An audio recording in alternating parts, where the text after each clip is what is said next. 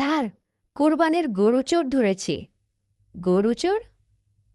Sir, আসেন বিচার কইরা দেন। অফিস শেষ করে রাত 12:30টায় বাসায় ঢুকব। দেখি গ্যারেজে লোকজন জড়ো হয়ে বসে আছে। একটা ছেলেকে রশি দিয়ে বেঁধে রাখা হয়েছে। আমাকে দেখা মাত্রই বাসার কেয়ারটেকার এগিয়ে এসে আমাকে গরু চোর ধরার ঘটনাটি জানালো। 12 কি 13 বছরের ছেলে, গায়ে 3/4 প্যান্ট।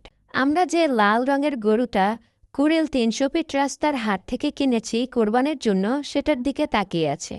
চোখ দিয়ে পানি পড়ছে, হাতে পায়ে মার খাওয়ার দাগ দেখা যাচ্ছে। ছেলেটি আমার দিকে তাকিয়ে হাউমাউ করে কেঁদে ফেলল।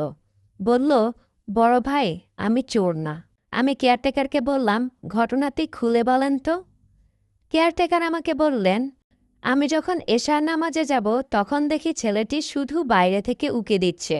নামাজ পড়ে এসে পাশের দোকানে বসে চা খাচ্ছি, তখন দেখি ছেলেটি পকেট গেট খুলে ভেতরে যাচ্ছে।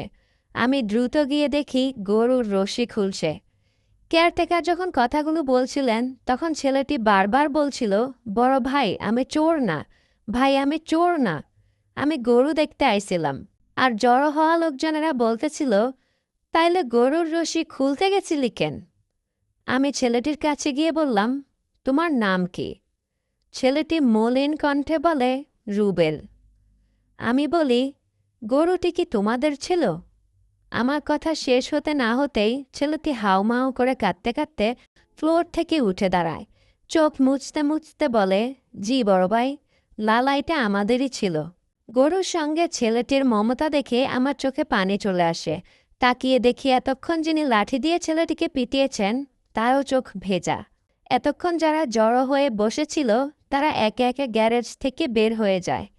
কেয়ারটেকার গেট বন্ধ করে দেন।